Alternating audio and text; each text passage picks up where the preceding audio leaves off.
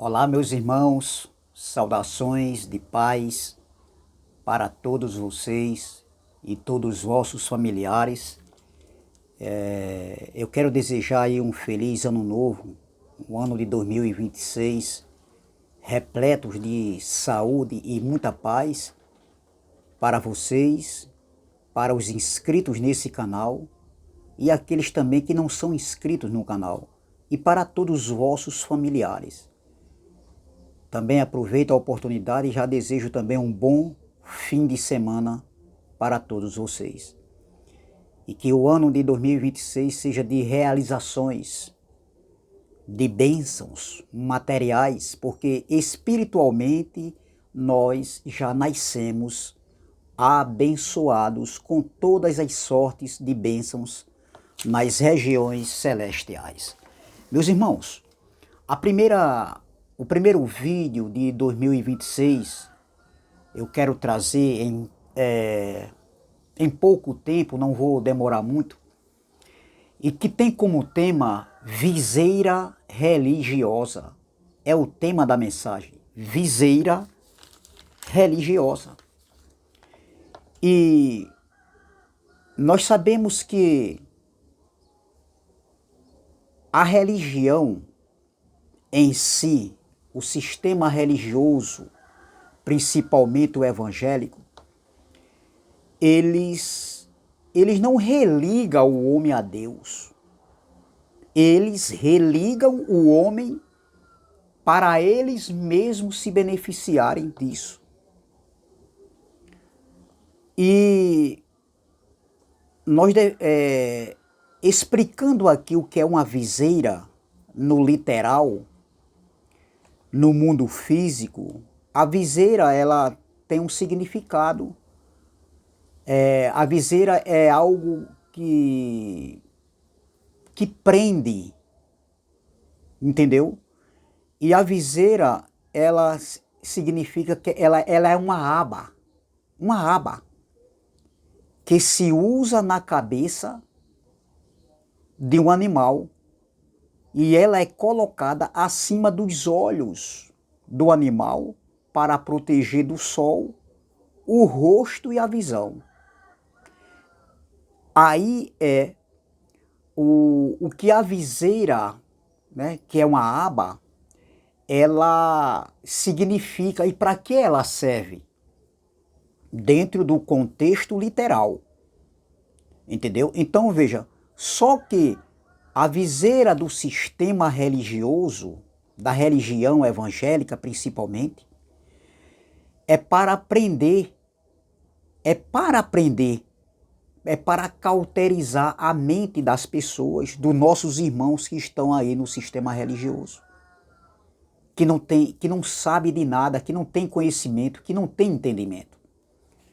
Então a religião faz isso, coloca uma viseira nas pessoas para assumir o controle da sua mente, da sua vida. E ainda dizem que Deus e Yeshua, né, está no controle. Eles dizem, ó, Deus está no controle.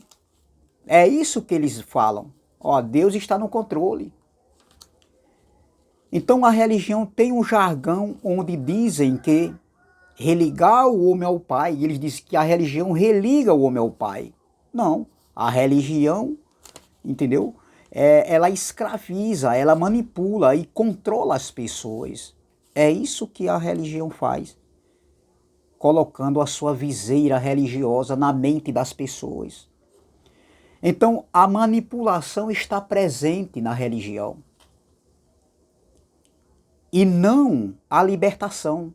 Agora, a manipulação está presente. E não a libertação. Não existe libertação para quem está dentro de um sistema religioso. Existe condenação, aprisionamento. É uma lavagem cerebral, meu irmão. É uma lavagem cerebral onde as pessoas que são manipuladas pelos manipuladores não estão libertas. Estão presas. Isso sim.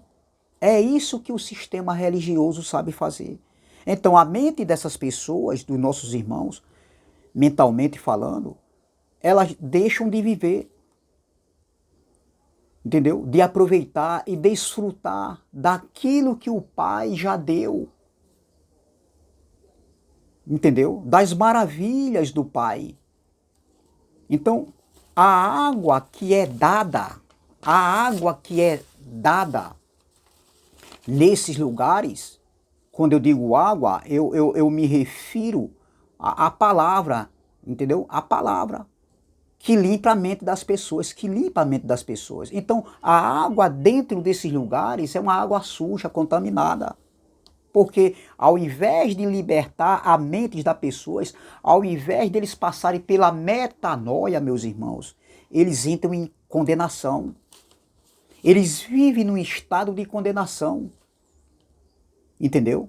Eles não vivem num estado de libertação, eles não vivem num estado de vida eterna. Eles vivem num estado de condenação. Quem vive num estado de vida eterna aqui na Terra, entendeu? É porque passou pela metanoia. Não existe mais condenação. Então, meus irmãos, a água que sai desses lugares aí contamina, escraviza as pessoas, entendeu? Tornando as pessoas escravas de homens, de dogmas, de doutrinas, de cerimonialismo judaico. Mas quem beber da água da vida jamais terá sede, entendeu? O próprio Yahshua, Yeshua, como você quiser falar, o Messias, ele falou isso. E a fonte da graça, oh glória, é inesgotável, meu irmão. É inesgotável. Então, vejam que o Messias, antes da cruz, vejam que o Filho do Eterno falou antes da cruz. O Jesus de Nazaré, o que ele falou para aquela mulher samaritana, meus irmãos. Uma mulher que tinha uma mente contaminada. Uma mente onde eles achavam que os cultos de adoração eram nos montes. Porque os judeus adoravam aonde? No templo em Jerusalém. E o Cristo da carne, ele tem um encontro com aquela mulher. E veja o que ele fala para aquela mulher samaritana. Ele diz, quem beber dessa água, não era da água da fonte de Jacó, mas ele diz assim, quem beber da água da fonte de Jacó, da religião, tornará a ter sede. Entendeu? Vivem anêmico espiritual. Mas quem beber desta água, se referindo a ele, ele era a própria palavra. O verbo se tornou carne. Entendeu? Então, Cristo, ele é a fonte inesgotável do amor, da misericórdia, da bondade, da paz, da salvação, da justificação, que nos traz descanso, meus irmãos. Olha o que ele fez. Através da manifestação do Filho, do Messias, o ungido, ele ofereceu essa água viva que preenche, que lava a mente e dá força para seguir em frente. Te faz viver e andar fora do sistema religioso. Muitos buscam a liberdade em outros lugares e acham que estão certos. Só que a liberdade está em Cristo. Oh, glória! Veja, em João capítulo 4, versículo 13 e o 14, o Cristo, o Jesus de Nazaré, ele conversando ali com a mulher samaritana antes da cruz. Olha o que ele diz. Versículo 13. Afirmou-lhe Yahshua, ou Yeshua, afirmou-lhe o Cristo da carne. Vamos lá. Quem beber desta água tornará a ter sede. Ele se referia à água do poço de Jacó. É o poço, a água de Jacó, a água do poço da religião. Vamos ler o 12. És tu, porventura, maior do que Jacó? Olha, o nosso pai, essa é a fala da mulher samaritana, se dirigindo ao Cristo da carne, que nos deu o poço do qual ele mesmo bebeu, e bem assim seus filhos e seu gado. Jacó não conheceu a graça, o ensinamento da graça, meu irmão. Jacó não conheceu como nós conhecemos hoje. Aí ele fala aqui, olha no 13, afirmou-lhe o Cristo, né, da carne, quem beber desta água tornará a ter sede. Quem beber da água do poço de Jacó, do poço da religião, tornará a ter sede. Versículo 14. Aquele, porém, quem beber da água que eu lhe der, nunca mais terá sede. Pelo contrário, veja, que é algo contrário. Ó, pelo contrário, a água que eu lhe der será nele uma fonte a jorrar para a vida eterna. Quem bebeu desta água da graça, meu irmão, já vive numa dimensão eterna, sem condenação. Agora, quem bebe do poço da água de Jacó, da religião, o poço da religião, aí vive, meu irmão, em condenação. Debaixo de condenação tem que fazer para ser aceito. Eu não preciso fazer nada para ser aceito. Entendeu? E o nosso crer hoje, naquilo que o Cristo da carne fez, é que nos faz entrar no descanso. Não existe condicionalidade dentro da graça. O crer nos faz entrar no descanso, no repouso. Entendeu? Então veja, meu irmão, por isso que nós hoje bebemos dessa água, já nascemos hoje dentro desse rio chamado graça, meu irmão. Entendeu? Então, meu irmão, é essa água, a palavra que nos dá vida. E vida com abundância. Ele é a fonte. E quem beber dessa água, ele disse, mulher, quem beber dessa água, mananciais de rios vivos, de águas vivas, correrão dentro de ti. Então, meus irmãos, por isso que hoje não precisamos de fazer mais nada.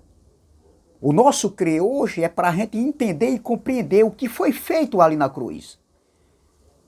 Tudo já foi feito, tudo já foi consumado, já nascemos em um contexto completamente diferenciado daquele contexto daquela geração de Jesus de Nazaré. Daquela geração de Jesus de Nazaré, nós nascemos numa geração em outro contexto. Então, meus irmãos, veja aqui em Efésios capítulo 5, versículo de número 26, olha o que o apóstolo Paulo escrevendo ali depois da cruz. Eu li uma passagem aqui em João, antes da cruz. Agora Paulo, recebendo a revelação, ele escrevendo aos irmãos de Efésios, depois da cruz, olha o que ele diz aqui, ó, depois da cruz. No 5, Efésios capítulo 5, versículo 25 e 26, diz assim, maridos, amai-vos vossa mulher, como também Cristo amou a igreja e a si mesmo se entregou por ela. Versículo 26, para que a santificasse. A igreja ali, depois da cruz, a igreja do primeiro século já estava santificada por ele. Olha, que amou a igreja e a si mesmo se entregou por ela, para que a santificasse, tendo-a purificado. A igreja já estava purificada, tendo-a purificado por meio da lavagem de água pela palavra. Oh, glória! Para a apresentar a si mesmo igreja gloriosa, sem mácula, sem nem ruga, nem coisa semelhante, porém santa e sem defeito. Então veja o que Paulo estava dizendo depois da cruz, meu irmão. Uma igreja santa, gloriosa e sem defeito. Ela foi lavada pela palavra, pela regeneração da palavra. A palavra da verdade. Então, ser lavado pela palavra quer dizer ter a mente transformada, a metanoia, meu irmão. Os olhos iluminados. Aí você entra no descanso, no repouso. Porque você, eu, nós cremos na palavra da verdade. Onde tudo já foi consumado. Não ficou nada pela metade. Não existe nenhuma profecia a ser cumprida. O que nós temos é que viver o reino em nós. O sistema religioso usa a Bíblia como uma arma que leva as pessoas ao transtorno mental. Usam esse livro chamado Bíblia para dominar a mente das pessoas, para fazer as pessoas serem submissas aos seus líderes religiosos. Entendeu? Tirando tudo que é seu. Tirando tudo a liberdade. Mas em Cristo, oh glória, nós estamos hoje. Já nascemos em outro contexto. Já nascemos com a nossa mente a mente eterna, onde tudo já aconteceu. É só viver o reino. É essa palavra que eu quero deixar. E quando nós entendemos isso, nenhuma viseira religiosa pode prender mais a gente. E quando a gente aprende isso, quando a gente tem os olhos iluminados, a gente continua a mostrar essas verdades para que alguns irmãos que estão com a viseira religiosa da religião venham entender, compreender que tudo já foi consumado, tudo já foi feito. Saudações de paz.